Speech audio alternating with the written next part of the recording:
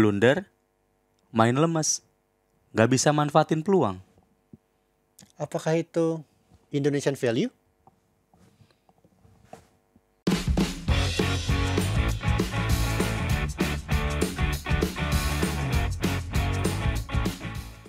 Welcome to Box Football Show.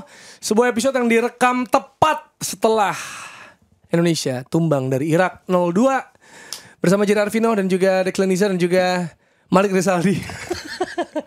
Dan Persela sempat. Oh iya benar. Persela. Apa baju musim ini nggak ya? Ini 2017. Iya enggak bukan. Katanya perutnya gini gara-gara kebanyakan makan ini. Wah. Tapi lu bisa nggak ngebuka ini ujung di besinya? Susah sih. Kita potong. Seringnya Iya juga ya. pakai gunting kok. Iya benar. Patahin ya. Iya, tapi lebih mirip Sadil Ramdhani sih kayaknya. Persela juga ya. Persela juga. Apa kabar Rafli? Alhamdulillah baik. Wah akhirnya lu kemana aja sih, sibuk banget lu kemarin ulang tahun ke Cina. Iya ke Cina. Random banget dah. Iya. Pulang pergi kan? Pulang pergi ke Gua Sari bilang, doang. Plil, mana Gua Plil? staycation Pergi ke doang. Cina. Pepe. Sari. Gua Pepe. pergi Rabu balik Kamis. Gue besok PP ke SCBD ini ke Cina. Gila orang ke Cina. Staycation aja. Chinatown lu, sono lu. Itu pas banget liburan tuh. Pas banget ulang tahun. Ulang tahun kalau liburan. Iya pas ulang tahun. Ke kotanya Oscar. Guangzhou. Oh. Guangzhou. Emang ada kerjaan. Kerjaan. Oh, kira lu ini memberi hadiah diri sendiri ulang tahun ke Cina. Ngapain juga ke Cina sih? Iya makanya kan orang ada yang random, gue juga bingung. Vietnam kek gitu kan. Iya. Yang mirip-mirip juga. Tahun ini gue ke negara ini, ke negara komunis. Komunis terus. Tinggal Rusia lu ya? Enggak, Kuba banyak, Korut Oh iya benar. banyak. Ya udah nggak apa-apa lah. Tapi yang jelas keyword yang lagi viral di Kamis malam ini adalah 1 blunder, Bener. 2 Hernando, 3 blunder Hernando, Itu satu keyword ya. 3 Paes. Ini pasti Paes. kaitannya sama Hernando nih. Iya. Terus Haye. Haye. Kenapa Haye? Kan tadi Ya memang udah lemes. ntar kita bahas. Oh iya ntar kita bahas. Filipina. Asian value. Mantap. Ini udah jelas kenapa nih, karena kawan kita sampai marah-marah ya. Saya sampai lihat di mana-mana tuh jadi meme sama dinasti. Dex Lenisa. Coba jawab saya. Di mana? Jawabnya ternyata dinasti. Iya. Ada, kita bahas satu deh. Blunder Hernando Paes, ini ada kaitannya tiga-tiganya. Iya. Ya kan, Paes disebut kembali karena ada blunder dari Hernando, walaupun kiper bukan cuma Paes dan bukan cuma Hernando, tapi kaitannya karena udah resmi WNI. Udah Resmi WNI ya. Dan kemarin tadi ada kesalahan individu dari Hernando, kena penalti juga. Walaupun dia bilang tuh dia sempat narik tangannya gitu. Tapi kayaknya nggak kena deh. Emang gak kena, cuma tapi posisi pemainnya itu emang udah pasti penalti Udah lah, pasti foul ya? karena dia nyamperin bola juga dan tidak kena kan. Udah dibuang dulu bola. Jadi harusnya Bukayo Saka tuh penalti waktu Neuer. Nah ini pasti lah kalau nih itu. gue mau bedain nih. Jadi pesepak bola di zaman modern tuh susah menurut gue aja. Karena kita harus tahu kompetisi mana kita bermain. Dan di setiap kompetisi itu peraturannya berbeda apa enggak. Iya. Misalnya nih Bukayo Saka main di Premier League sama Bukayo Saka ketika main di kualifikasi Piala Dunia. Di kualifikasi Piala Dunia nggak ada VAR. Dia bisa aja kayak penaltinya Irak gitu, nggak akan kena tuh. Pasti tetap penalti. Karena Maksudnya dicek. kalau gue di situasi yang sama dengan kayak gitu, gue akan cenderung jatuh dan dapat pelanggaran. Dan gue aman-aman aja kalau di kualifikasi Piala Dunia. Tapi kalau di Premier League gue melakukan itu gak jadi penalti. Gini gitu loh sih. buat diceknya. Jadi Ya, itu gini. kebiasaan. gini penalti gitu juga kan? Gini juga kayak gitu. Oh, Gini negara tuh beda ya? Guinea ya. Ya itu kualifikasi biasanya belum ada. Tapi Euro VAR-nya. ada nggak? Euro ada harusnya. Oh kalau Euro Kalau nggak iya, berubah ya. karena bisa jadi dia melakukan itu lagi gitu dan rame lagi nih misalnya. Iya. Makanya kan kemarin. pemain itu sekarang nggak bebas kan kalau mau ngapa-ngapain, soalnya itu dicek VAR. Tapi ketika nggak ada VAR lo bisa melakukan banyak hal Iya. sebenarnya. Tapi mesti inget ya, gue lagi main di mana maksud gue. IPL sama Champions League aja Benar. katanya beda gitu Iya, kan. standarnya itu kan Nah, beda kan. Tapi ada itu. VAR-nya kan ada gitu. Ini beda itu ada dan nggak ada soalnya. Iya. Bukan standarnya yang beda. Oke, kartu merah gimana menurut lo? Itu merah nggak? Kartu merah sih. Last man. Iya lagi gue juga perasaan yang sama. Dan itu nggak perlu tahu. Itu nggak perlu. Itu nggak perlu. Jordi Karena tadi Amat, Jordi Amat. dibuangnya amat. keluar kan. Dibuangnya bolanya keluar dan nggak membahayakan. Peluang Irak tuh nggak ada membahayakan Nggak ada, tahu nggak dari ada awal. membahayakan. Nggak ada yang membahayakan kecuali lihat penalti sama yang tadi Golnya juga nggak ini. Iya Nggak membahayakan. membahayakan. Bukan dari situasi berbahaya. Iya. Blunder Sayang Hernando. banget. Iya dua-duanya. Bahkan kita yang punya banyak peluang berbahaya tapi nggak bisa finishing seperti yang pas lawan Tanzania gitu. Tapi kalau tadi blunder soal Hernando penalti sama kartu merah, ini kenapa bisa terjadi menurut lo? Karena mental aja sih, belum terbiasa aja. Makanya tadi juga lo bilang PAES gitu-gitu kan pada WNI itu. Sebenarnya yang kita butuhkan tuh bukan WNI, Tapi WIN. Iya betul. Win. Win. Bagus. Iya. Tapi kalau ngesampaikan itu ya mental sih menurut gua. Kayak masih kagok aja gitu. Soalnya kebiasaan yang kita lakukan dari gua merhatiin ini dari awal tahun ini ya. Berarti dari pas lawan Vietnam, sebelum lawan Vietnam juga. Babak pertama tuh pasti lebih bagus daripada babak kedua.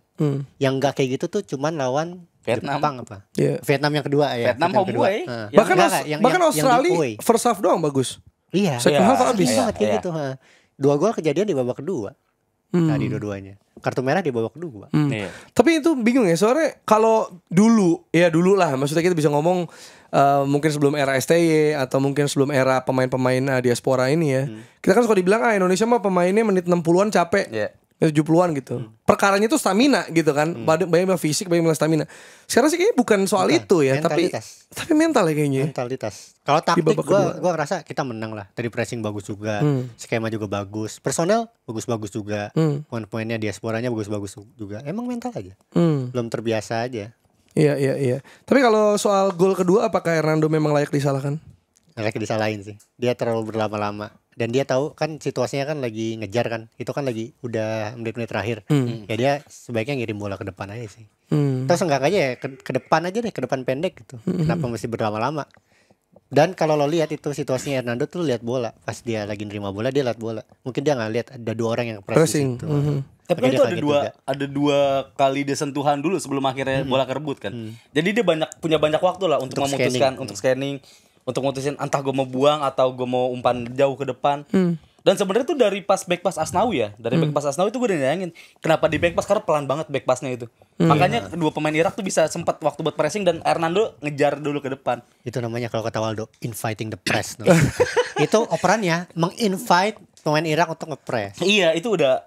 Gue gak tahu si Asnawi pas dia nge-back pass itu dia gak di pressing sama siapapun kan? Di press sama yang sayapnya kan. Sama sayapnya. Iya, jadi dia sebenarnya Asnawi ada keputusan buat ngebuang jauh ke depan atau buang keluar, malah Tapi dia dia milih passing ke Hernando. Tapi orang Sangat kalau disayangkan sebuah tim kalau inviting the press, apakah itu sengaja dilakukan?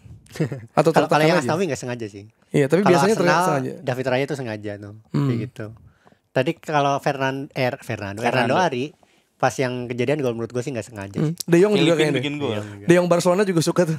Ya kan, karena dia kan pressing resistance kan, walaupun kadang lemes aja gitu ya mainnya. Pressing gue gitu. Iya. Dan ini bikin PAES yang memang belum resmi berseragam merah putih, tapi pasti akan semakin kencang anginnya untuk menjadi pilihan utama. Apakah ini otomatis langsung untuk dia? Ya tadi kalau gue bilang WNI butuhnya WIN, nah ini buat PAES tuh WIND. Anginnya kenceng kan? Wah, masuk, banyak masuk juga ya. Masuk. Iya. Oke, tadi gue juga ngomongin soal Tom Hay. Ya ini sosok yang namanya bikin dipanggil terus nih, ya kan, pengen disapa terus dia. Hey gitu. Kalau dibaca jadi nyapa gitu kan. Makanya gue bilang kan kurang A depan. Ahaye. Enggak, tapi kenapa lu masukin ini jadi topik juga? Gue tadi bingung ini kenapa masuk keyword gitu. Soalnya gue liat mainnya umpan-umpannya masih bagus sih. Tapi dia tuh kelihatannya tuh belum sepenuhnya fit. Pas dia ditarik keluar sama STY, itu gue ngeliat emang udah menurun. Tapi kualitasnya dia sepanjang pertandingan bagus menurut gue. Jadi ini tactical decisionnya sih dari STY. Dia tuh yang gantiin kok gue lupa ya siapa. Jadi langsung 3 soalnya. Bukan Sayuri yang Ivar. awal tuh. Siapa? Ivar. Yang Tom Hay, ya, Ivar. Gue lupa tadi diganti langsung 3, ada Ivar, Asnawi sama Arhan. Dan yang keluar tuh Yang keluar wing. Walsh, Shane, Sandi sama Aye. Tom Hay ya. AHY. Masih diterusin kan udah tadi sekali. Iya. Enggak, gue udah kira AHY. Iya. Ini update Filipina bikin gol 1. Satu gol. Oh ini Satu lagi gol. ini nih. Mereka tuh 1 poin kan? Mereka otomatis jadi 4. Yang membuat ketika match nanti lawan Filipina pasti bakal bunuh-bunuhan itu. Lawan Indonesia. Imbang beres tapi. Imbang beres. Dan kita kayaknya kalau kalah 1 masih lolos deh. Enggak lah. Kan head to head. Emang head to head bukan agresivitas gol? Setahu gue head to head. Ya kalau agresivitas kita juga kalah gak sih? Emang dia bagus? Emang dia minusnya gimana? Setahu gue head to head sih. Dia bukannya dibantai Irak kan? Dia dibantai. Kita juga dibantai gila. Enggak, kita cuma 2-5. 1-5. Minus 1-3. Kita sama Irak 1-5. 1-3 pertama. 1-3 masih Piala Asia. Oh iya. 1-5 imbang. Menangnya 3-0. Jadi kita 0 kemarin kan 1-0 3-0. Oh iya. Tadi tuh 0. Iya. Sekarang kita -2. -2, benar. Itu bahayanya. Bahaya. Berarti ya minimal imbang harus. Ini harus imbang. Kalau imbang kita udah pasti lolos. Iya. Ya kita nggak ngomongin Vietnam, Filipina Vietnam lebih banyak karena lagi main nih sekarang pas kita ini. Tapi kayaknya tinggal setengah jam lagi deh. Tinggal 20 menit lagi. Yaudah, 1-0. kita diam aja setengah jam. 1-1, yes. Langsung 1-1. Gimana kalau kita diam aja selama setengah jam, baru kita lanjut lagi? Wah, jangan dong. Jangan. Dan ntar di tackle bebas aja ya, kita kasih tahu hasilnya. Langsung 1-1. Iya. Sangat cepat ya. Tapi peluang kita masih ada dan terbuka lebar. Lawan Filipina adalah Selasa malam. Kita akan bahas juga kayaknya ya. Karena kalau ini selesai seri ada juga. Oke. Join enggak? Lihat ntar ya. Lihat ntar ya. Iya kan kalau ada ini sponsor katanya kan mau ada tuh. Masukin dong sponsor. Ayo dong kalau ada kita akan lebih semangat lagi melakukan itu ya. Saya akan berusaha pastinya. Juga ada yang rame adalah Asian Value sama Dynasty. Ini gara-gara ya sebuah, semua udah tahu gak sih apa kita pernah bahas? Udah tahu lah. Ini Panji Pragiwaksono di Total Politik. Coba untuk tahu isi lebih lengkapnya lu nonton sendiri aja.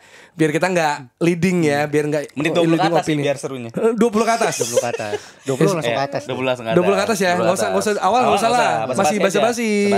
Ya, jelas total kok politik. Harusnya football. Waduh. Tapi kira-kira apa nih Asian value di sepak bola? Kalau Indonesia kan masukin motor di dalam ruang tamu. Itu Asian value banget tuh.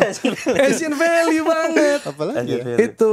bola, Kadang-kadang tembok hijau juga bisa. Tembok hijau ya. Itu sih Indonesian value kayaknya. Di sepak bola Asian value ya. Soalnya Asia ini sebenarnya luas loh Jar sebenarnya. Asia itu kan dari Timur Tengah kan udah masuk Asia kan. Sampai ujung Papua juga masih masuk Asia gitu. Jadi kayak susah banget. Ada banyak banget budaya di sana. Banyak banget budayanya. Tapi kalau footballnya sendiri menurut gua Asian value itu adalah apa ya? Sepak bola gajah. Waduh. Gue kira itu bukan di Asia loh. Asia Tenggara situ. Oh, gue kira malah di benua apa? Afrika. Kenapa? Afrika. Karena lebih terang-terangan kan kalau lu lihat. Oh, ininya. Cuman match fixingnya. Iya. Bandar-bandarnya tuh banyak kan di Asia letak. Oh, pemainnya. Oh. Ya kalau kita tahu jadi Asian value itu judi maksudnya. Judi bola. Gue kira kalau Indonesia malah ini apa namanya? Penonton, habit nonton. Asian value buat habit football. Nonton maksudnya? Habit nonton gimana? Jadi kita emang penonton, kita penonton aja. Sebagai negara penonton bola. Berarti kita komoditasnya ya. Karena klub Eropa bisa dibilang mungkin setiap tahun gak pernah absen lah ke Asia Tenggara. Singapura terutama. Jadwal siaran nyesuaiinnya siapa? Iya, nyusahin Asia. ASEAN Beli pemain Asia buat apa? Buat ngotot. Tapi itu kayak Premier League sih. Kalau Liga ini kan masih nggak mau gitu. Kadang Serie A. Serie A. Premier League. Mereka tahu banget marketnya di situ ya. Oh yaudah, makanya kita sekalian nanya ya buat lo di kolom komentar, Asian value di sepak bola tuh apa menurut lo? Dan juga kita mau nanya juga, lo boleh tulis juga di kolom komentar soal dinasti politik terbaik di sepak bola. Menurut gua Maldini. Ya. Valdo. Kalau di Indonesia berarti ada ini ya, Rian sama ini ya, sama Bejo ya. Budi Sugantoro. Tapi apa yang terbaik coba kita mikir dulu ya. Dia juara dulu. Tapi sebenarnya Asnawi juga bagus menurut gue, bapaknya juga pemain. Karena konteksnya pernah juara dan juara lagi. Asnawi enggak ya sama PSM ya? Enggak. Dia udah dicabut. Rian kemarin juara Piala Indonesia dia. Oke, Rian menang, Bejo menang 2005. Dan anaknya Rian mungkin nanti akan mewariskan yang lebih berat lagi seandainya jadi profesional. Oh iya benar. 3 generasi itu ya. Seandainya. Sebenarnya ada yang bagus sih sebenarnya sih. Yang kakeknya pendiri Persebaya. Itu untuk selengkapnya dengerin. Nah ya. Episode Salpriadi. Itu dia. Padahal dia orang Malang loh. Iya. Berarti Maldini, kita sepakat Maldini? Gue sih sepakat Maldini kalau di sepak bola. Kalau di lokal kalau siapa namanya? Cesare, Paulo sama Daniel. Dan emang bagus. Enggak, maksudnya kan masih ada lah jejaknya gitu. Itu namanya rule of three. Bagus. Biasa aja. Cuman gue sih ngerasa kalau tapi itu gak dinasti banget lah kalau 3-1-nya fail. Anaknya itu, misalkan kayak Jordi Cruyff, anaknya Johan Cruyff, gak sukses sebagai sepak bola, tapi dia sukses sebagai director of football. Nah gue ngerasa ntar Daniel Maldini bisa sukses sebagai agen pemain gitu, agen pemain atau apa gitu. Oh berarti masa depannya masih panjang. Iya. Jadi dinasti itu nggak harus, maksudnya dinasti politik itu nggak harus baik di lapangan. Masih bisa jadi di luar lapangan gitu. Iya. Selagi masih ada sangkut pautnya berarti masih bisa disebut dinasti dong. Iya. Sama football. Oh, yang penting human rights aja sih gue. Wow. Iya, tapi kita intermezzo cukup aja lah ya, nggak usah terlalu melebar-lebar gitu karena Tadi juga udah mulai saya nggak siaran di stadion. Kalau kita ngomongin Indonesia sendiri ya, masalah klasik Indonesia nih, apakah emang gitu main bagus pressing babak pertama, terus babak kedua kendor gitu? Kalau dibilang klasik sih sebenarnya not so klasik kayaknya. Maksudnya tadi alasannya mungkin beda. Kalau dulu stamina, sekarang tadi lu bilang mentality gitu. Mentality nggak buat gua itu klasik. Kenapa? Karena episode yang bahas timnas kan seringnya gue yang bikin ya. Lagi di hari gue gitu, bukan di hari Rossi yang bikin pointersnya. Pas gue nulis tuh, kok ini sama lagi bahasannya dia. Nah ini lagi aja. Finishing tuh paling sering dibahas tuh. Iya, lo Tanzania juga gitu. Sampai sekarang finishingnya kemana nih gitu. Dan itu kan yang dibahas terus-terusan sama siapa namanya, Bung Anduk. Iya. Iya. Ya, kita bagus emang secara pertahanan, defense. Cuma secara attacking kita. Siapa dulu menterinya gitu. Menteri Pertahanan. Menteri Pertahanan. Iya. Ya masa ada Menteri Penyerangan? Aneh banget, mau nyerang siapa lu? Iya kan? Tapi kan bisa jadi kan katanya mau pemekaran kan. Weh, lanjut dulu tadi apa? Penyerangan. Wah, gila. Ya kan? Nah, bahaya banget nih. Kebanyakan sama stand up komedian nih orang nih, sama komika nih. Ada bisa lanjut ya? Bisa. Penyerangan. Nah, tadi penyerangan kita itu, kapan sih kita terakhir kali ngelihat timnas bisa ngebantai gitu, kecuali kemarin Vietnam ya? Vietnam ya. Sebelumnya mungkin di Piala AFF lawan Brunei bantai. Lawannya. Kita kayaknya ngitung pemain nih dari 150 ke atasnya di sekarang deh. Kan kita udah masuk ini kan top 150 ya. Iya kan? Belum top lagi tuh. Belum top. Top 150. Top 120 dari 200. Top 50 lah. Dari 209. Top 20 lah, Top 20, ya. Top 15. Top 15. Ya top 20 Asia mungkin lah. Top 20 Asia. Top 20 Asia sekarang. Gila, ini standarnya dipanjang-panjangin terus nih. Nah, top 20 Asia ya. Tapi progresnya menanjak. Progresnya menanjak bener. Nih, progres menanjak dia. Cuman ya itu masalahnya klasik masih di finishing tadi. Menurut gua yang klasik sih bukan main babak pertama mentalitas. Tapi dari awal gua bahas ini dari awal tahun, kita kan sering bahas finishing sih. Iya. Maksudnya siapa? Derajat siapa? Dimas Derajat. Dimas Derajat udah dicoba. Terus enggak, Dimas Derajat belum main malah. Belum main. Siapa sih kemarin? Oh, bukan Dimas Hoki Derajat. terus. Hoki sama Sananta. Sananta sama Rafael Struik udah dicoba, kayak nggak ada ya yang worth gitu buat. Tapi ya sebenarnya itu kan kita bisa ngelihat juga bahwa Liga 1 kemarin kan misalnya Persib juara lah. David da Silva sama Ciro gitu. Maksud gue yang menjadi tumpuan ya, memang ada pemain lain juga tapi benar-benar kayak finishernya di siapa coba misalnya? Borneo, dari Madura, tiap tahun selalu begitu ya. Satu lagi siapa ya? Bali. Ya kan semuanya striker asing kan? Striker asing sih. Gitu. Ya walaupun memang kalau kita ngomongin klub ya nggak bisa. Maksudnya ya kalau emang kualitas belum ya emang harus beli striker kan. Tapi kalau misalnya pool talent national pool, nah ini kan yang menjadi perbincangan gitu ya. Ini kira-kira kayak gimana gitu. Karena kan banyak yang bilang enggak bang, jangan bilang naturalisasi dong. Mereka kan ada darah Indonesia, diaspora itu lebih make sense, lebih masuk akal dibanding naturalisasi. Naturalisasi itu adalah Beto. Naturalisasi itu adalah Christian Gonzalez gitu. Ini yang benar-benar asing ya. Mark Locke misalnya gitu. Tapi kan dari nama-nama yang tadi gue sebutnya 2 nama awal itu emang striker cuy. Iya. Jadi emang ini masalah lama sebenarnya. Oh iya. Iya kan? Ini masalah lama. Gitu. Kalau Lili Pali mungkin ya kan dia half kan. Jadi bisa lah. Itu kan pemain depan juga hitungannya gitu kan. Cuma kalau yang emang tumpuan gol kan yang kita rasain ya Beto sama Christian Gonzalez. Paling BP terakhir. Dari top skor Liga Kurniawan. Dari musim ke musim pemain asing semua. Pemain asing semua. Iya sih emang masalah yang belum dipecahkan oleh Indonesia. Tapi kalau di Asia Tenggara ini masalah Indonesia doang atau masalah bersama? Thailand punya kan? Singapura dulu punya pas juara. Ya kalau dibilang punya pas juara, Indonesia juga sempat punya. Iya punya. Kalau masalah punya. Cuma masalah BP, ada terus-terusan tuh. Ada nggak nih terus-terusan? Kita sempat punya waktu itu di oke banget waktu 2014 apa ya? Siapa tuh namanya? Hani Sagara. Terus sempat ada yang di Persib dulu nggak perform Maldini ya. Yang di Persib bukan yang muda itu udah Maldini Pali ya. Maldini Pali. Tapi sebenarnya kalau misalnya kayak Ramadan Sananta gitu ya sebenarnya kan bisa aja diharapkan kalau misalnya bugar atau sehat gitu maksudnya untuk ini bisa mencairkan apa namanya dahaga akan striker gitu. Iya gak sih? Iya bisa. Ramadan Sananta gitu atau Dimas Derajat gitu. Gue gak tahu sih kenapa belum dicoba tapi sebenarnya ya dia ini kalau di timnas ya sebenarnya.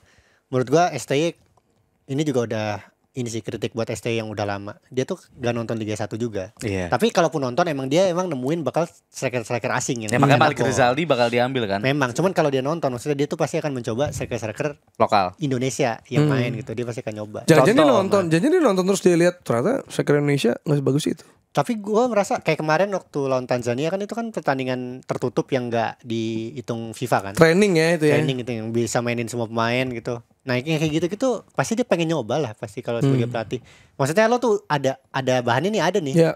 Ya udah lo coba. Iya, kenapa nggak dibikin semua full line up baru aja ya pas lawan Tanzania ya? Ya makanya itu. Cuma diganti nomor doang. Enggak, maksud gue line up yang nggak pernah dicoba, yang bener-bener kalau mau full Liga 1 ya nggak ada salahnya juga. Tapi kan itu sebenarnya persiapan buat Irak. Iya, sebenarnya persiapan buat Irak sebenarnya dia kayak gitu. Cuma ya udah kita lihat aja nih bounce back-nya seperti apa, karena kita kan bilang nggak ada yang anti kritik, nggak ada yang dituhankan, didewakan gitu. Maksudnya kita pun mau gimana support STY, tapi kalau ada hal-hal yang perlu diperbaiki kita akan suarakan juga gitu ya. Maksudnya kita fair aja, kita kawal juga kalau misalnya dia perlu dievaluasi gitu. Jadi kalau benci terus kayak Bung yang itu jangan. Tapi kalau emang layak kita kasih catatan ya nggak apa-apa gitu. Emang kita juga harus bersuara untuk itu gitu kan. Dia nggak bener terus-terusan. Bener setuju. Dan Jaya Zes nggak main ya karena baru kecapean kali. Kecapean, dia baru selesai leg 2 final promosi ke Serie A lawan langsung party kan. Ya, Party terus kesini. Ya Party kan nggak apa-apa ngerayain. Cuma doang Thomas Party. Iya. Cuma ini ya apa? Tadi pas kayak Jordi Amat kalau merah gue pikir dia bisa masuk tuh, ternyata enggak ya? Iya. Tadi gue pikir tapi kalau kayak gitu switch sih pasti. Maksudnya nggak masukin back lagi. Harusnya ya. Iya. Apalagi emang mau ngejar gol kan, ngejar gol gitu ya. Jadi tahun depan ada 2 perwakilan Indonesia di Serie A. Jaya Zes dan juga Como. Ini yang suka bikin macet gak sih lewat-lewat? Iya sih. Ya. Si Como. Bukan Como yang itu. Lo jadul banget ya, kayak kaset. Kaset. Oke. Kita akan ngobrol langsung. Kalau biasanya kita bahas soal Como gitu ya, timnya dan juga ceritanya gimana, dan kita cuma mungkin pandangan dari kita dari luar aja. Kita akan ngobrol sama sosok yang membawa Como. Kaset itu? Oh bukan. Promosi ke Serie A di segmen kedua.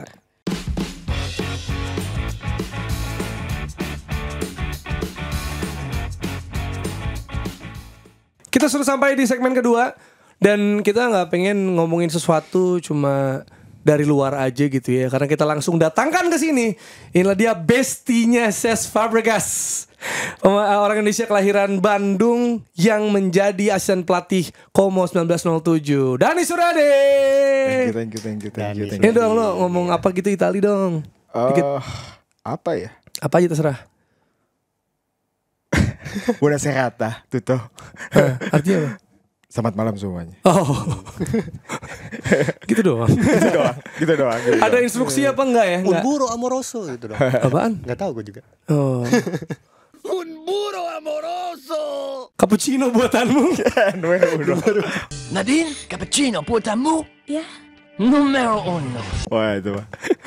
Tapi itu legend banget. Legend pisan ya kan. Kelahiran Bandung lah langsung nih Dani Suryadi. Orang Sunda di Como. Ih gila. Jadi buat yang suka main X ya, main Twitter, main X, itu ada tweet dari Zen gak sih? Zen. Ya Zen. Ada capturean, ada seseorang bernama Dani. Itu apa ya? Ngabarin ya atau apa sih? Iya. Ngabarin bahwa kita lolos ke Serie A. Lolos ke Serie A. Ini dia sosoknya. Ya, ini dia nih. Nah, eta banget nak. Gimana, Dani? Kemarin di sana gitu ya. Reaksi warga Como gimana? Karena udah lama nggak main di Serie A dan Como itu kan wilayah elit bisa dibilang gitu ya, sebenarnya gitu. Ya kebayang gak sih setelah 20 tahun segila apa gitu kemeriahannya. Ya wajar gitu ya. Semuanya progres gitu dari beberapa tahun lalu di Serie D, C, B, A, hingga akhirnya progresnya jelas gitu tuh. Dan kita melihat bagaimana progres itu tuh berjalan gitu dari dipegang oleh orang-orang Indonesia hingga akhirnya ke level tertinggi Serie A ya tumpah ruah sih. Tumpah ruah. Tapi mereka ada ini gak sih, ada kayak apa ya? Resistensi gitu. Maksudnya kan biasanya kalau warga setempat gitu, tapi dimiliki oleh negara lain gitu kan, terus kayak wah ini sumbernya nggak, iya gila nih nggak nasionalis apa, sempat ada gitu nggak sih sebenarnya? Mungkin awalnya gue kira kayak asing kali ya, mereka kayak searching duluan, kayak nyari tahu sendiri gitu ya.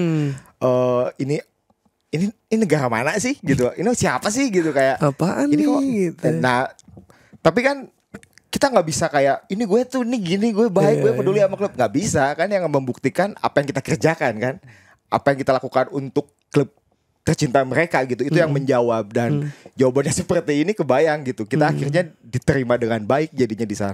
So you guys put Indonesia on the map, in the map. Of course. Wih, keren. Progres ya. Seri D, seri C, seri B, Seri A. Besok menang dong, jangan seri terus. Iya benar. Itu si Martin Paes juga ngomong gak sih gitu ya? Put Indonesia on the map ya? Itu Paes gak sih ngomong? Paes. Iya keren. Ini diwakili oleh Dani ya. Tapi kalau di Indonesia nih, misalnya kita kan gak kebayang nih di Italia kayak gimana. Kalau di Indonesia Como itu tim kayak apa di Indonesia? Bisa nggak? Kota kayak apa dan tim kayak Kota kayak apa, tim kayak apa yang mirip-mirip? Karena saya besar di Bandung gitu ya, sampai remaja gitu, sampai 17 tahun, saya ngerasa slow livingnya tuh mirip-mirip Bandung sih. Oh, slow living dia? Slow living Italian tuh slow livingnya mirip-mirip Malang Bandung. juga slow living kan? Iya. Ya kan? Bill? Kota wisata, mungkin karena secara geografis letaknya berbagi dengan Swiss, dekat dengan Swiss, dan cukup dekat dengan Milan, jadinya turis tuh mungkin lebih menjadi opsi utama untuk dikunjungi gitu, dengan keindahan danaunya. Terus kalau kita cari tahu kayak Star Wars syutingnya di Danau Como, ya jadinya pada kesana gitu, kayak gitu. Jadi ya lumayan indah ya. Jadi objek ya berarti. Jadi objek wisata indah sekali gitu. Kalau klub berarti kayak apa Indonesia? Kalau klub mungkin sangat rata sekali ya. Italia itu sangat ketat. Wah, bener. Ya kita semua tahu seperti apa Eropa gitu ya. Queen's Park Rangers tetangga sama Fulham aja fansnya segila itu gitu, di kota yang kecil gitu.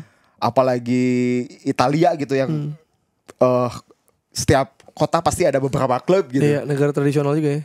Apa ya, kalau di Indonesia mungkin PSGC ya tidak sebesar Cagliari atau Bolonya kali ya. Tapi dengan warna biru kayaknya mirip Persib. Sunda, Persib, Bandung langsung. Iya, langsung. Selamat ya juara ya. Pop-upnya di situ gitu. Iya. Tapi sebenarnya dengan tadi ya dekat Swiss, slow living, wisata gitu. Tapi sebenarnya kecintaan atau fanatisme mereka sama klub bola setinggi itu emang. Wah, gila banget. Oh ya? Terus ada program yang saya tahu tuh bahwa setiap kelahiran di Como itu si anak-anak tuh bakalan mendapatkan jersey, diperbolehkan untuk nonton di stadion dengan ditemani orang tua sampai usia tertentu, dan otomatis regenerasi fansnya tuh hidup gitu. Karena mereka bakal tumbuh kembang melihat tim yang baik. Kayak City lah. Yeah. City 10 tahun, 15 tahun kemudian fansnya mungkin lebih banyak daripada United. Yeah. Karena si fansnya tumbuh melihat tim yang benar gitu. Wah, jadi Man United tim yang salah. Tidak mungkin fansnya berkurang kali. Iya. Yang waras. Wah, benar. Tapi gimana cara, itu kan dari ini ya, animo fansnya untuk klub. Tapi dari cara fans, dari cara klub sendiri untuk bisa merangkul fansnya itu gimana? Mereka apa yang mereka lakukan selain pastinya mendatangkan mungkin sosok-sosok yang dibutuhkan untuk bisa membawa promosi, tapi ada nggak sih kayak CSR-nya sendiri atau cara mereka marketing tim mereka ke warga gitu? Jelas banyak aktivitas kemanusiaan dilakukan, misalnya untuk program kanker. Kita banyak kerjasama dengan rumah sakit lokal tentang kelahiran anak-anak di Como, tentang fans-fans muda serta sepak bola muda di Como, seperti apa kemudahannya untuk gabung dengan youth akademinya, seperti apa, kemudian akses untuk bisa kenal para pemain Como dipermudah. Jadi si jaraknya itu dibikin enak gitu untuk kedua belah pihak. Jadinya lebih hidup aja. Jadi lebih gue cinta klub gue ya karena dia cinta gue, sesederhana itu sebenarnya. Di Como banyak warlock gak pemainnya? Setahu gue keturunannya itu warlock deh. Keturunannya itu warlock gitu, dan sering banget kita bakalan lihat pemain Como lagi jalan di City Center, tinggal di sekitar Como. Jadi mudah ya ketemunya. Secair itu gitu. Seguyup itu. Iya, beda dengan di Milan yang lebih gede kotanya gitu. Tapi kan kalau di Como itu kan gara-gara penduduknya dikit kali ya. Itu kan warlocknya mungkin ya nggak sebaiknya juga di tim. Terus juga tadi kan Dani bilang apa yang lahir dikasih baju gitu. Ya mungkin gara-gara dikit juga apa gimana. Ya mungkin Lu karena bayangin itu terjadi di London gitu. Iya, kebayang rugi kan. Jadi timnya. waktu itu yang gue tahu tuh ada kelahiran di Como, si bayi itu diberikan jersey, diberikan tiket sampai usia tertentu yang otomatis harus ditemani orang tua kan. Nah, jadi itu tuh naturally si anak ini akan jatuh cinta dengan klub pertamanya kan. Jadi hal-hal seperti itu tuh dilakukan. Ini kan Como kan ke Milan berapa? 40 menit ya? 45 menit lah. Banyak gak fans Milan di Como? Atau sebenarnya orang Como tuh ya suka Como dulu baru suka klub lain gitu. Ya sama kayak di Inggris pasti ada orang Manchester suka Arsenal pasti ada dimanapun.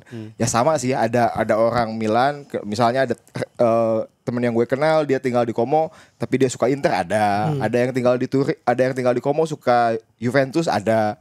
Normal sih. Kebanyakan kalau gue tanya tuh selalu pertandingan pertama yang dia tonton atau sentimental reason lah mostly ya kayak gitu sih. Gak peduli lu tinggal di mana, kayak Dex tinggal di Jakarta padahal dia biru gitu, biru banget gitu. Biru ya. Kemarin habis konvoy juga tuh Dex.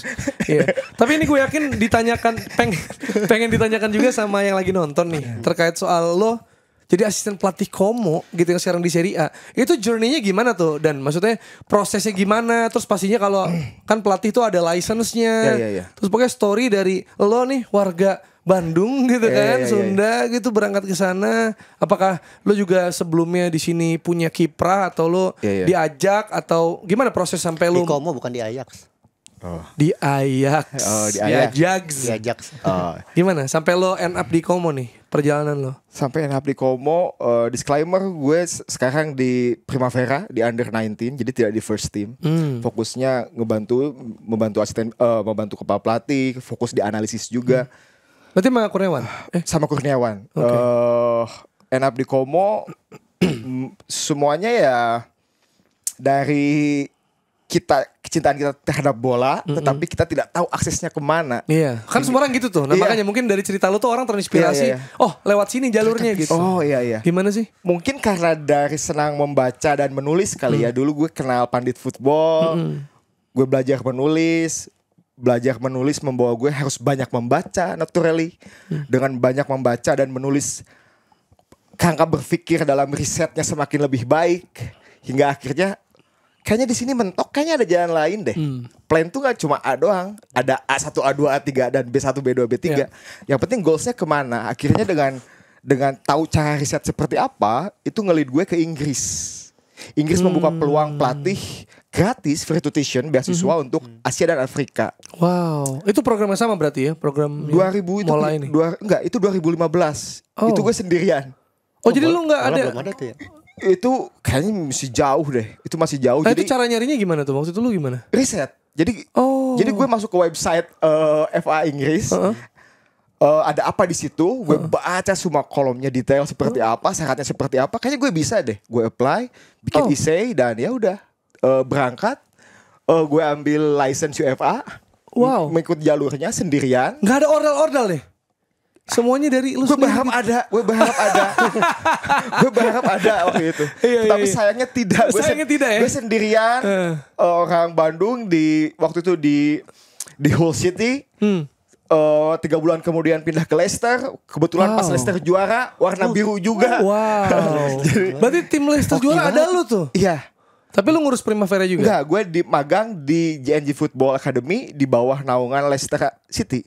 Wow. Pada saat Ranieri bawa juara, di situ Ranieri jadi nabi sih selamanya. Iya pasti selamanya betul.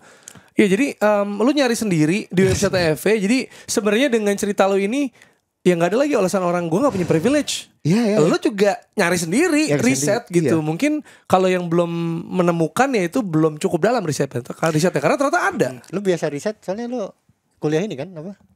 Psikologi dan SMA gue IPA kimia. Jadi tapi di luar itu semuanya beririsan. Cuman yang merubah cara berpikir juga itu ya menulis itu di Pandit itu. Zen tuh memperkenalkan gue Zen RS ya. Zen RS tuh luar biasa. memperkenalkan gue dengan banyak buku yang kalau orang lihat dari judul bertolak belakang dengan sepak bola. Tetapi bisa lempar rahasia gak? Apa yang lu inget? Siapa tuh bisa jadi referensi kita nih? A History of Western Philosophy by Bertrand Russell. Gue baca Antonio Gramsci, Catatan di Penjara. Gue baca Madilog. Madilog Tan Malaka. Iya. Sangat tidak sepak bola tuh. Sangat tidak sepak bola, tetapi perlu teman-teman ingat di bab 2 filsafat Madilog Tan Malaka bilang untuk membedakan tim A dan tim B kita harus memisahkan timnya. Bagus. Di situ tuh Tan Malaka membuka bab 2 filsafat dengan sedikit analisa tentang sepak bola. Tahun segitu dia sudah berpikir seperti itu. Jadi apapun would be a good coach ya dia. Apapun buku yang diberikan Zen direkomendasikan, beberapa waktu kemudian baru relevan dengan gue bahwa merubah point of views. Baru nyampe tuh. Jadi pada akhirnya yang kita lakukan di sepak bola itu beririsan dengan apa yang kita lahap di isi kepala. Oh wow. Jadinya point of view-nya semakin luas, angle-nya semakin luas, spektrumnya luas. Kita melihat sesuatu hal yang tidak terlihat orang awam. Wow. Dan ketika lu baca itu, lu nggak tahu ini punya relevansi sama sepak bola sebenarnya. Nggak tahu. Gue cuma pengen tahu kenapa buku ini populer. Sesederhana itu. Wow. Bahkan diawali dengan kayaknya buku ini keren deh kalau dibaca. Atau cuma di foto doang kayaknya motifnya keren deh. Buku ini berani gitu kan, Gramsci gitu kayak. Wah gue baca Socrates, Demokrasia Corinthians. Wah ini keren nih. Tapi pada akhirnya dibaca. Terakumulasi membaca buku jadinya ada nyali dan untuk yang penting itu eksekusi sih. Semua orang punya nyali. Semua orang bisa riset. Pada akhirnya siapa yang akan mengeksekusi ide? Iya. Itu bukan cuma ide dan niat doang, tapi benar dilakuin seperti yang lo lakukan. Betul. Tapi ketika lo apply gitu, tadi kan di FA bahkan spesifik FA lo, maksudnya apakah ini karena lo fans tim Inggris atau lo fans klub Inggris atau sih simple, lo tuh punya sesuatu goal atau lo punya tujuan atau lo cuma just trying and explore everything atau lo sebenarnya emang punya set goal gitu, paham maksud gue? Kayak lo ngejar itu atau gue akan coba semua hal deh gitu. Kenapa FA Inggris? Alasan paling dasarnya itu bahasa. Lu ke Jerman kan belum tentu ada bahasa internasional. Lu ke Spanyol belum tentu. Italia apalagi. Kayaknya gue bisa deh bahasa Inggris gitu. Walaupun bahasa sepak bola bahasa universal, tetapi di level Eropa itu ada tesis dan sebagainya yang harus lu argumentasikan di kelas. Jadinya kayaknya ini bisa deh. Dan waktu itu kayaknya semuanya terasa lebih masuk akal gitu di eksekusi. Jadinya ya udah gitu ke FA Inggris, terus goalsnya adalah ya sudah gue harus dapat lisensi di UEFA. Ya udah one leg to another. Ada kesempatan balik Indonesia, mencoba apapun di Indonesia. Sempat balik ya? Sempat balik 2017 balik. Terus long story short, tiba-tiba ada info dari teman tentang Italian Job di Mola TV. Italian Job itu. Iya gue tahu. Italian Job itu lo ambil. Iya. Dan it takes time buat gue ngambil itu gitu kayaknya gue gak akan masuk deh. Kayak. Tapi kan gak banyak orang Indonesia yang ke FA kayak lo gitu. Iya di situ sangat kayak minder duluan karena pengalaman gue kan belum banyak ya. Ngerti gak sih kayak ada momen. Cuma di Leicester dan Hull City doang. Gitu. doang nih makanya exactly. Kayak ragu kayak enggak deh. Ini fair gak ya? Gitu kayak ada momen kayak gitu ngerti gak sih kayak. Akhirnya kayak 2 minggu sebelum penutupan ya udah nothing tulus modal internet gue apply. Ternyata Dennis Wise memilih untuk berangkat dan ya udah. Berarti Dennis Wise juga ya memilih Dani. Wah bagus. Danny is Wise. Iya. Tapi anak Pedikomo berarti ya gara-gara lu ikut Italian Job itu akhirnya lu jadi gitu. Asisten pelatih gitu ya. Iya. Nah lu berarti kerjanya bareng Kurniawan atau siapa itu? Bareng Kurniawan pertama gue datang di U17. Di U17 waktu itu belum ada tim analisa, belum ada yang serius menganalisa kelompok umur. Terus gue ditawari sama supervisor gue yang orang Irlandia untuk lu bisa nggak, lu mau nggak berbagi waktu untuk fokus juga ke analisa kelompok umur, bank data dan sebagainya, statistik. Bisa, ya udah hajar aja. Oke, gitu. jadi lu spesifiknya lu analisa data, statistik. Analisa data, statistik pemain dan sebagainya. Misalnya gimana? Misalnya gini, dalam suatu pertandingan gue pastikan videonya ada. Kita harus tahu lawannya siapa. Gue ambil semua video pertandingan lawan, gue ambil semua pertandingan kita. Kita membedah itu menjadi beberapa momentum. Tapi semua itu bisa terjadi pada saat si kepala pelatih sepakat dengan itu. Jadi ada konsen di sana. Jadi tidak ada yang namanya analis yang kayak oke gue kerjakan semua bla bla bla, gue kasih ke pelatih. Enggak. Ini ada meetingnya si kepala pelatih mau seperti apa gitu. Hingga akhirnya kita eksekusi, kita bagikan, kita punya opini. Analis punya opini. Mempermudah cara berpikir pelatih lah. Coach ini tuh seperti ini loh. Ini seperti ini, seperti ini, seperti ini secara teori. Dibantah, kita dukung dengan data. Ada statistik, ada angka 1 tambah 1 kan 2. Iya. Tidak bisa didebat. Berarti Jadi rekan berdiskusi ya. Lebih ke rekan berdiskusi coaching staff lah ibaratnya. Karena asisten pelatih gak cuma lo ya. Ada beberapa yang bagiannya beda-beda gitu. Beda-beda iya. Oh, oke. Terus kalau Cesc Fabregas tuh ngapain sih di Como sebenarnya? Wah, itu kita bingung. Itu dia sangat krusial sekali tentunya. Ya? Iya. Gue berani bertaruh dia akan jadi pelatih besar. Ya? Iya, karena gue apa yang dia punya yang menurut lo udah lu cium ini kayaknya akan jadi. Gue setiap hari melihat dia memimpin latihan. Gue tahu cara dia melatih. Gue tahu apa yang pertama kali dia lakukan. Itu berbeda gitu. Dia membuat pemain tumbuh secara mental, secara psikologis dirubah menjadi elit. Caranya ngapain dia emang? Dia merubah lingkungan latihan, didukung fasilitas yang semakin maju. Kita di seri B, tetapi pemain dituntut berpikir untuk ada di seri A. Jadi manifesto. Jadi otomatis pada saat dia bertanding, dia tidak mau tuh ada pikiran gak apa-apa dia 1 poin, gak ada. Dengan latihan determinasi tinggi, si pemain itu sudah berpikir untuk ini 3 poin harga mati. Iya. Dan semuanya terjawab gitu. Dan Fabregas tuh yang bikin dia bagus adalah apa yang dia mau itu clear. Apa yang dia mau itu jelas, didukung oleh sport science. Jadinya semuanya lebih mudah untuk dipraktekkan. Tidak cuma ide, tetapi dikonversi menjadi aksi. Jadinya apa secara konkret yang menurut lo? Wah ini gagasannya nih. Maksudnya misalnya Pep hold the position, kayak tahu Marcelo Bielsa sembarangan biasanya attack aja. De Zerbi nggak mikirin bertahan kayak gitu kan, pasti ada tim yang filosofi tertentu, atau dia pragmatis atau reaktif aja kayak pelatih kayak Ancelotti mungkin gitu, atau Zidane atau Fabregas tuh Ferguson. Fabregas tuh reaktif, tetapi kita semua tahu Fabregas tuh jebolan La Masia. Jadi tetap ada gitunya. Ada gitunya. Dia tuh kayak Xavi gitu. Dengan komposisi pemain kita tidak bisa compare langsung dengan komposisi yang Xavi pegang ya. Tetapi arahnya tuh Fabregas tuh lebih ke dia bermain indah, possession dengan 4-4-2, 4-2-2. Dia itu realistis dengan komposisi pemainnya seperti apa. Jadi yang diharapkan adalah menguasai ruang, overload pemain, outnumber pemain. Dia memanfaatkan peluang yang ada, tidak cuma kayak Barcelona yang oke, lu udah di half space, gue pengen mempermudah untuk eksekusinya, tidak perlu long shot dan sebagainya. Tidak, semua kemungkinan dilakukan.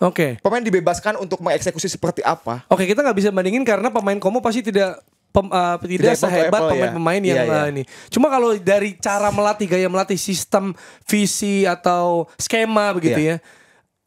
Siapa yang menurut lo ini kira-kira mendekati ini, atau bahkan lo bisa bilang Fabregas bisa lebih baik dari gitu misalnya? Kan ada Xavi, ada Arteta, ada Pep gitu maksudnya. Ini secara potensi ya, kita ngomong secara potensi. Secara potensi gue percaya sih dia sudah ada di level Arteta. Ya gue berani ngomong. Fabregas? Yes. Wow, jadi kalau dikasih pemain kayak pemain Arsenal, Fabregas akan excel kayak Arteta. Gue yakin. Akan jadi runner up Premier League 2 musim beruntun. Mungkin karena ini kali ya, Spanish connection kali ya. Cara berpikirnya mirip kali ya, budaya gitu. Jadi gue melihat kayak dia membuat tim, merubah tim dengan cepat. Itu kan kita lihat Arteta ya, cepat sekali kan tempo perubahannya gitu. Jadi tapi ganti pemainnya suka lama. Nah gitu. Jadi soalnya cuma Saka sampai gini-gini suka lihat cadangan Nketiah nih striker. Siapa nih? Yesus doang kalau sembuh. Oh gitu ya. Jadi potensinya ada di situ ya. Potensinya ada di situ. Maksud gue kan nih bisa aja berapa tahun dari sekarang kan kita bisa angkat lagi kata Dani Suryadi. Ini ketika nanti Fabregas siapa tahu kan karirnya ntar mati di mana. 2 kali runner up juga. Bener kata Dani Suryadi nih. Gitu. Terus kalau keluarga Hartono, Thierry Henry juga gitu suka nonton gitu di pertandingan seri. Terakhir gue ngelihat Henry itu di pertandingan terakhir. Terus untuk ranah Henry dan di atasnya gue nggak setahu itu sedetail itu. Jadi lo katanya datang dipanggil anaknya Hartono. Iya dulu ada cerita Hartono. Gue sama temen jalan gitu kan pakai sweater Como, terus ada ya ABG di jalan manggil Hartono manggil kita yang lagi jalan orang kayak tua. Iya kayak jadi gitu. di mata dia orang Indonesia tuh semua keluarga Hartono kali. kayaknya Salah dong, iya kan? Iya. Tapi itu ya support tuh yang nyata yang diberikan. Dan kalau Komo nih ada tipis-tipis mungkin ada rencana untuk pramusim atau rencana tour gitu, atau mungkin transfer atau aparel baru. Ada info apa nih yang kita bisa ya spill tipis lah. Gue nggak tahu lebih jelasnya gitu ya, apakah ini fix 100% atau enggak, cuman kayaknya nggak ada info terbaru ke gue. Terus gue juga lagi nunggu U19 info latihan terbaru kapan dan di mana. Jadi lu lagi off season berarti? Jadi off seasonnya lagi santai, jadi ya udah nunggu aja dulu semua infonya di internal. Iya. Dan Pak Mirwan Suwarso juga pernah bilang ingin menjadikan Komo sebagai klub kedua orang-orang. Ya maksudnya sadar betul bahwa nggak mungkin langsung tiba-tiba fans Komo gitu. Walaupun pasti ada akun Komo Indonesia segala macam pasti ada lah gitu. Tapi jadi klub kedua karena mungkin ini pakai pendekatan nasionalisme gitu mungkin ya Indonesia gitu kan.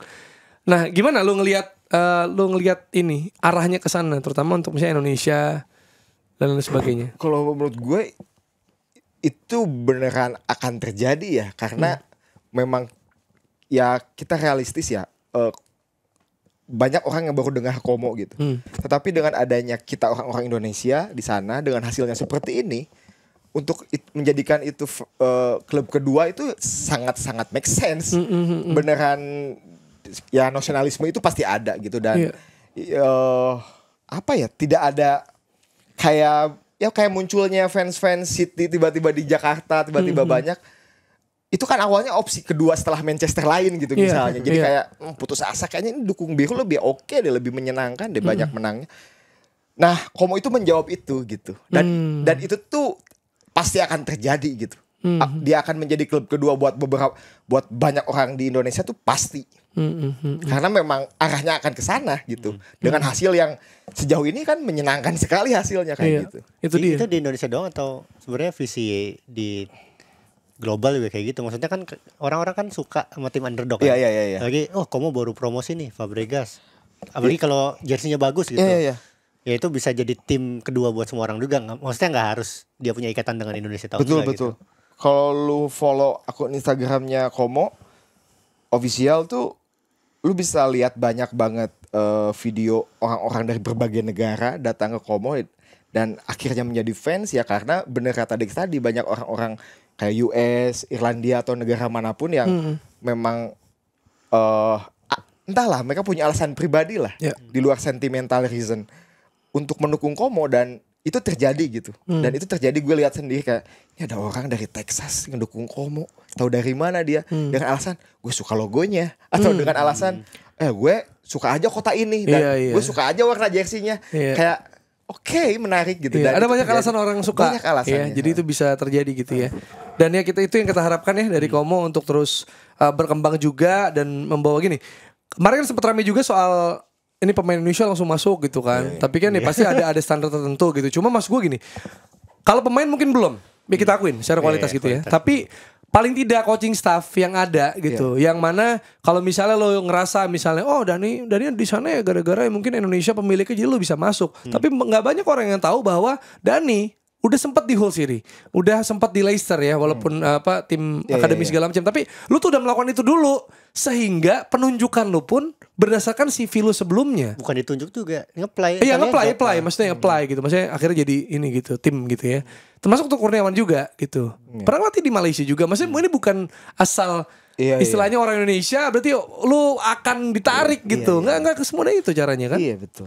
Jadinya ya itu yang orang harus tahu gitu. Betul emang kayak gitu sih. Emang gue ngerasa gue mengikuti semua prosedur yang ada dan ya begini gitu. Orang kan nggak tahu itunya. Betul. Dan pastinya itu membuka harapan ya buat banyak orang. Nggak melulu harus jadi pemain kok. Orang Indonesia yang ada di Serie A tapi bisa mewakili dari coaching staff, dari lain sebagainya. Dan jangan langsung buru-buru ngejudge ordal dulu ya. Karena ternyata ada hal-hal yang tadi sesuai prosedur yang orang nggak lihat. Nah terakhir mungkin dan apa yang kita fans Indonesia bisa expect nih untuk Komo mungkin di Serie A musim depan, entah di dalam dan luar lapangan. kita orang Indonesia expect ke Como. Iya, maksudnya akan lihat apa gitu. Kayak nyiapin apa sih gitu. Iya, kalau gue yakin sih pasti tim pelatih first team udah tahu seperti apa di Serie A gitu. Setiap tim yang promosi itu pasti sudah membuat analisis, prediksi dan rasio yang matang kayak gue mau ngapain lawan ini. Makanya kalau kita perhatiin tuh di Eropa tuh pada saat pengumuman jadwal tuh kan ketat sekali tuh, menyenangkan. Karena kan si tim pelatih, tim semua orang yang terlibat tuh punya jadwal tuh. Artinya dia punya plan gitu yang gue lawan ini akan seperti apa, semuanya mulai bekerja tuh pada saat diputuskan kick off, jadwal dan sebagainya. Dan gue yakin sih dengan komposisi Serie A musim depan yang sudah jelas tim apa saja, harusnya sudah meraba ke arah sana dan pasti maksimal sih dengan first team coach Fabregas seperti itu sih. Gue pede banget sih. Pede banget bakal penuh kejutan sih. Iya. Mirwan juga kan bilang soal data ini Como terbaik se-Eropa. Salah satu yang terbaik se-Eropa. Wow. Ya maksudnya ada modalnya tuh banyak sebenarnya sih. Iya. Apalagi yang coaching staffnya tadi ya sport science pasti itu kan berkaitan sama data juga. Jadi itu difasilitasi tadi lo bilang. Fasilitas itu menjadi hal yang bisa mengangkat Como juga. Ya kita harapkan bukan cuma bertahan di Serie A, tapi mungkin ada kejutan-kejutan gitu ya. Seperti mungkin Sassuolo kan sempet tuh. Walaupun akhirnya Atalanta juga Atalanta gitu. Naik banget. Iya maksudnya yang suka jadi ganjalan buat tim-tim besar lah gitu. Ini akan menjadi sangat menyenangkan gitu ya. Ya awalnya FOMO nanti beneran jadi Como. Nah itu dia. Luar biasa Dani, semoga lancar. Thank you. Nanti jadwal keluar jangan lupa kabarin kita. Biar kita jadi orang yang tahu. Ada update apa next? Ada update nih menarik nih dari pertandingan timnas. Ada ini banner Football Without Violence. Oh, ini tadi gue lihat. Mengacu ke Kanjuruhan itu terpasang di atas Presiden Jokowi dan Ketum PSSI di tribunnya itu ditweet oleh Alif Maulana. Itu yang dari pertandingan timnas, yang dari luarnya itu Arema FC batal bermarkas di Blitar karena warga Blitar masih trauma sama tragedi Kanjuruhan. Iyalah. Ya pada nggak mau lah. Ya, make sense banget. Dua hal itu dari Kanjuruhan Jer. Yes, dan ada update juga dari episode spesial Sal Priadi yang sudah rilis di hari ini, udah rilis juga. Udah tahu ya berarti kita semua bahwa Sal Priadi tampil di GBK. Tadi gue sempet cerita sama gue juga tadi sebelum dia mulai gitu ya. Excited banget, kita excited banget buat dia. Dan tadi tampilnya di halftime sama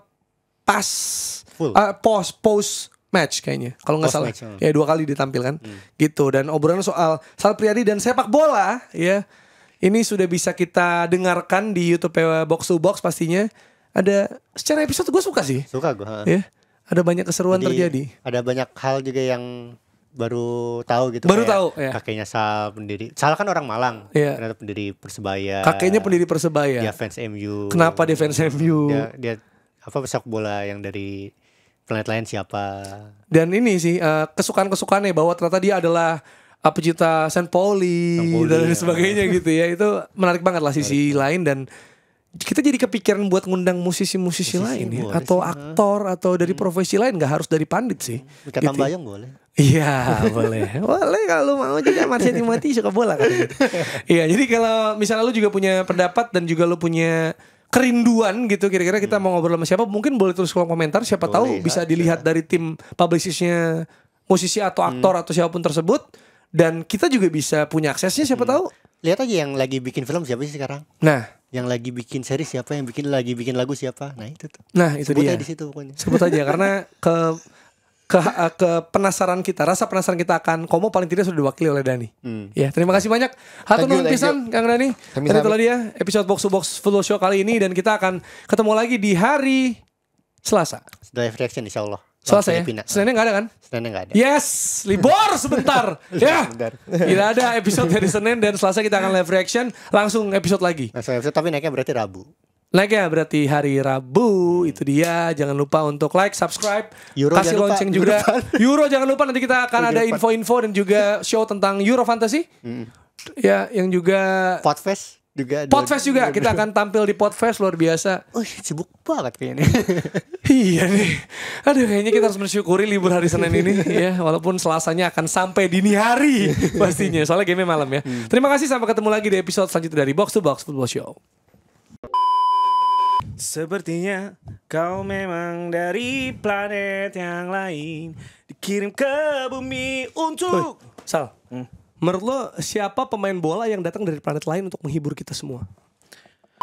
Biasanya kawan-kawan saya, kawan-kawan Anda juga biasanya itu Ratu Plaza tuh. Lu berdiri di depan trotoar, ada belakang. Nah, lu juga kayaknya pernah kalau nggak salah. Kami juga di Ratu Plaza waktu itu. Iya kan? Nah, sekarang bisa di pertandingan Barcelona. Itu prosesnya gimana sih? Apa? Jujur memang agak membingungkan ya. Kaget juga ya? Waktu itu.